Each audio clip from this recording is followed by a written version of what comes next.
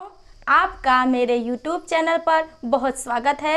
आज मैं आप लोगों को पढ़ाऊंगी कि शब्दों का वर्गीकरण यानी अर्थ के आधार पर शब्दों का वर्गीकरण।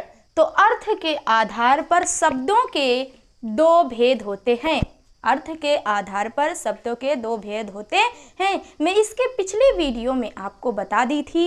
आज मैं आपको तीसरा बताऊंगी कि अर्थ के आधार पर शब्दों के दो भेद होते हैं, जिसमें से पहला है सार्थक शब्द और दूसरा है निरर्थक शब्द।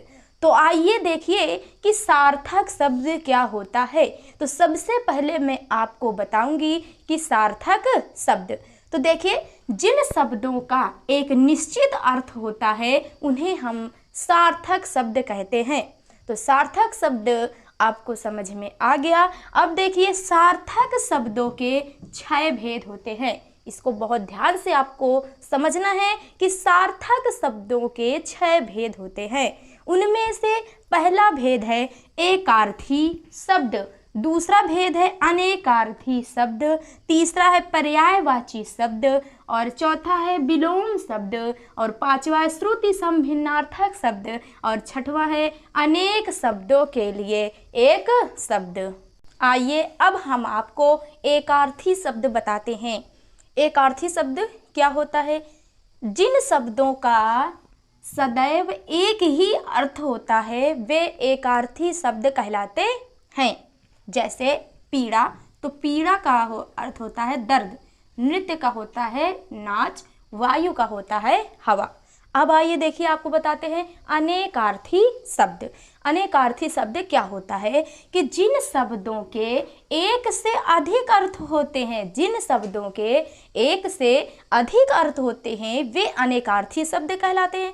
अनेकार्थी से आपको समझ में आता है कि अनेक अर्थ यानी एक शब्द के अनेक अर्थ।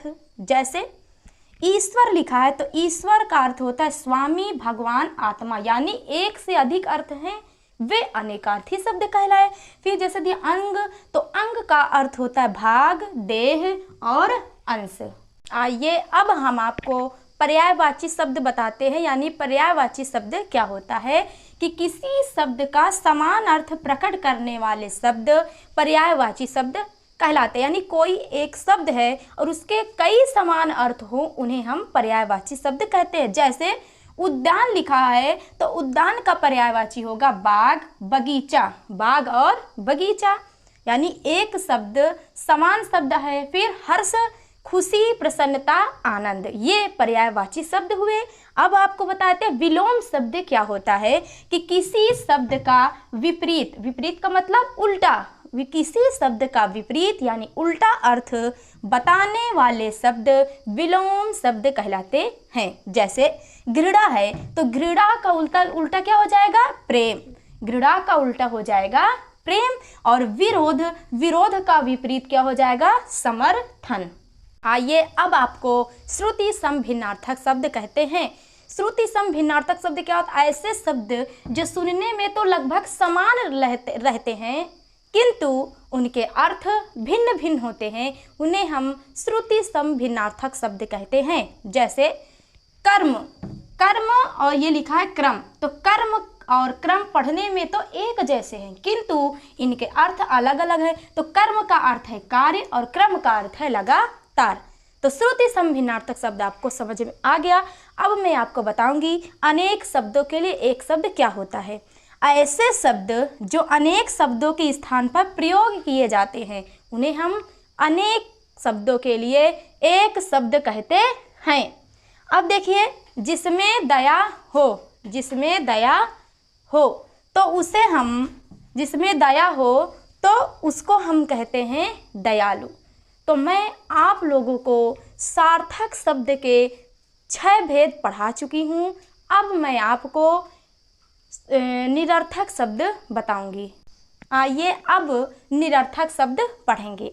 कुछ शब्द ऐसे होते हैं जिसका स्वतंत्र रूप से कोई अर्थ नहीं होता है, फिर भी वे किसी अन्य शब्द के साथ प्रयोग किए जाते हैं, वे निरर्थक शब्द कहलाते हैं। जैसे खाना वाना लिया या नहीं, तो यहाँ वाना शब्द का वाना शब्द का स्वयं में कोई अर्थ नहीं है, परंतु यह इत्यादि के अर्थ में प्रयुक्त होता है। इसी प्रकार पानी, वानी, चाय, वाय में पानी तथा वाय निरर्थक शब्द है। तो आज मैं आपको अर्थ के आधार पर शब्दों के भेद बता चुकी हूँ और आप लोगों को बहुत ही अच्छी तरीके से समझ में आ गया होगा। अगर आपको ये वीडियो पसंद आई है तो लाइक, सब्सक्राइब और शेयर ज़रूर कीजिए।